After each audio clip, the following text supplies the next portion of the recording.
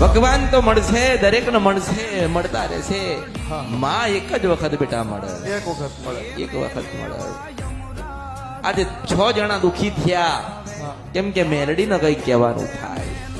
આ તો અમૃત કે મેલડી ગાય, હા અમૃત કે ને મેલડી ગાય. મેલડી નું ભજન બહુ ઓછો છે બેટા. મેલડીઓ પનનો જે શ્રદ્ધા વિશ્વાસ હોવો જોઈએ બહુ ઓછો છે.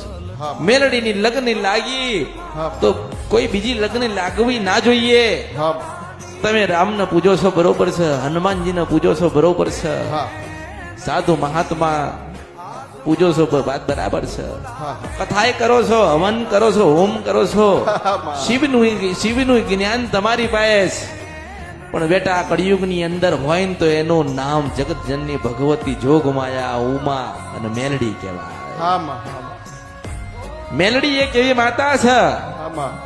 એક મેલડી એક એવી માતા છે હા માં. એ કદાચ ભગવાન રામ ના પાડે પણ મેલડી હા પાડે, હા માં. શંકર ના આપો પણ મેલડી હાલ. હા માં.